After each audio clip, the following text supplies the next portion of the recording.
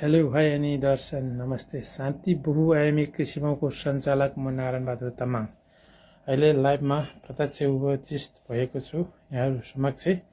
हामीले चाहिँ बिहान 6 बजेदेखि Narayan Tamang farming vlogs YouTube channel मार्फत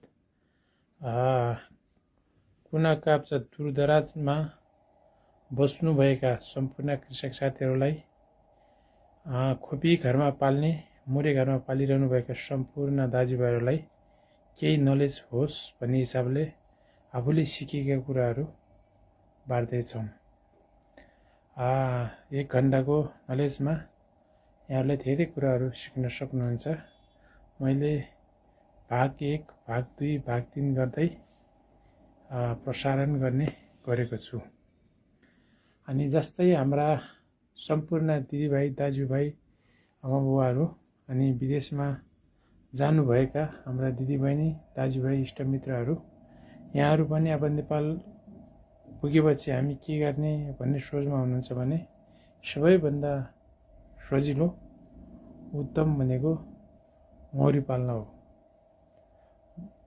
मौरी पाल्नुहुन्छ भने यहाँहरूलाई 10 घाटदेखि सिफारिस गरिन्छ। माथि चाहिँ हजुरले फर्मको रूपमा डेभलप गर्न सकिन्छ। अहिले त कृषिले सागरले अनुदानहरू प्रशस्त पाइरहेको छ साथीहरूलाई, अनि त्यस कारणले यहाँहरू पनि पाल्न सक्नुहुनेछ।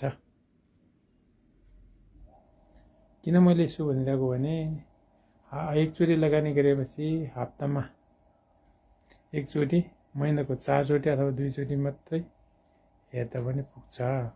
मौरीमा धेरै पुरै गरिरहनु पर्दैन। यो चाहिँ यस्तो जौको जस्तै हो। त्यसै कारणले यहाँहरूले चाहिँ सुझाव दिन्छु, हेर्नुहोस्।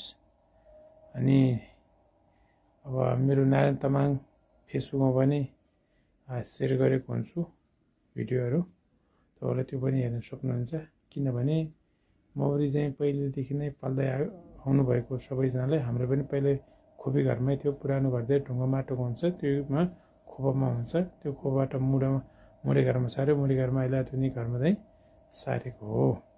यसरी नै पाल्दै